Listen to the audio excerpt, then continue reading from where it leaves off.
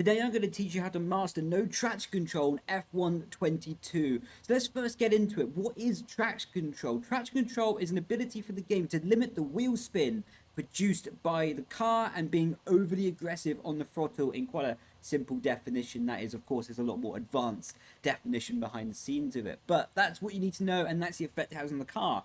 Why is traction control bad? Because it's bad because if you can manage the traction and manage your ability to press the throttle in a smooth, progressive, slow way, you will gain lap time. If you have the traction control limit your ability to get on the power harder, it will cost you lap time. It will be easier to drive, but ultimately slower. So with that being said, let's hit the track, and I'm going to teach you on how to master no traction control. So now we are on Silverstone.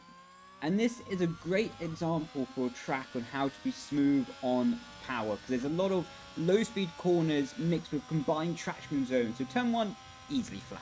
You don't need to be smooth here. But coming into these sequence of corners, you can see hitting the brake, and then you can see hitting the apex, and you look for that green line on the middle of the screen, and that is my throttle application. And you can see coming out of the corners, it's oh so smooth. It's like an eggshell. Being super smooth, being super progressive as we get on to the throttle. So, prime example, Brooklyn to Luffield, down into 5th gear, trail brake in, but you can see being smooth on the power on the way out. I'm not jabbing the throttle, I'm not being unpredictable on the throttle either. So what we're going to do is complete this lap of Silverstone, being smooth on the power, then we're going to do another lap being overly aggressive on the power, and unpredictable, and then we're going to compare the telemetry. Actually, I'm going to show you telemetry from my driving on how you can improve. So now Magazine, you can see smooth off power, bleeding the power off nicely, meeting all the apexes as we go. And now coming up into the final 6 in the corners. Again, in the high speed, it's critical to be smooth on the throttle, but especially in the low speed. So now coming down into Stowe, you can see smooth on the power on the exit, as you can still get wheel spin. You can always get wheel spin. So down into 4th gear for the final sequence of the corners of the track, I should say. And you can see smooth on the power. There was no unpredictability about the car in this lap. And that's what's critical. That's what's key. So now what we're going to do is we're going to be unpredictable on the throttle. Jagged on the throttle, I should say. So now down into 4th gear, same as last lap. But you can see, as soon as I start being jagged on the throttle, I spin. So we're going to continue on the lap, but I think that already proves my point. So look, I'm going to be dragging on the throttle. Massive snaps of oversteer already. Track validation, but we don't really need to mind about that. But look, like I say, look for the green line in the middle of the screen. That's the throttle indication of how much I'm pressing it. And you can see come down into apex. I'm just going to start jabbing it. You can see the car's understeering now. I'm going from 100%. Oh, good drift though. So you can see the effect that being unpredictable on the throttle is having. Now I'm going to show the effect in a high-speed corner of Cops. You can see coming off the throttle, now back 100%, and you can see again, it's just understeering. It's not going to be predictable. Mags and Beckett's again, I'm going to be unpredictable on the throttle. So now coming off, big lift, you can see it's understeering. It's not really, and then I'm trying to jab the throttle. There's enough downforce that it can mask my mistake, but rest assured, it's not optimal for lap time. Now coming up to Stowe, we're coming down again. I'm just going to smash the throttle in the middle of the corner, and you can see understeer as soon as I smash the throttle. No progression, and that is really going to hamper the car's ability to be predictable. And see, just smashing the throttle again, being unpredictable, not being smooth on the power. Way 360 to finish off the lap.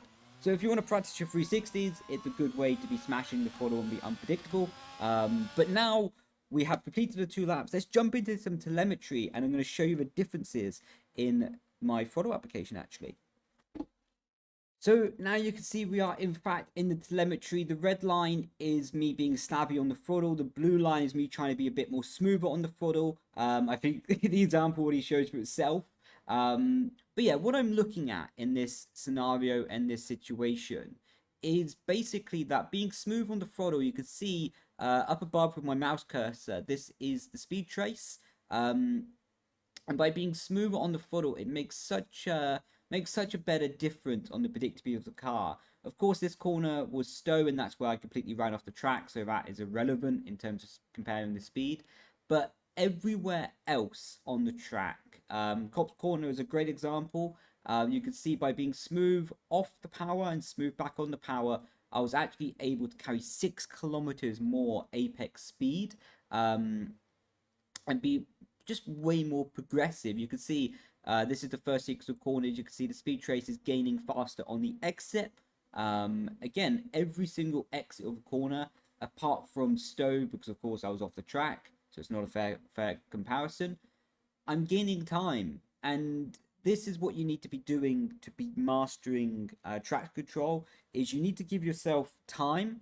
You need to give yourself time. You need to give yourself the dedication to master no traction control.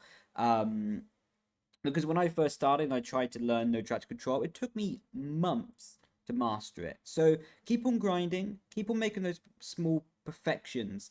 But make sure and remember that if you are making these mistakes and you're spinning and you're making the car unpredictable, it's because you're not being smooth enough on the power. So take a step back, relax, take a breather, and then go at it again, and make sure to really work hard on the smoothness of your throttle application. And I'm certain that you'll master traction control in no time. Thanks so much for watching. If this video has been helpful to you, be sure to like and subscribe, and I'll catch you in the next video. Thanks so much. Ciao, ciao.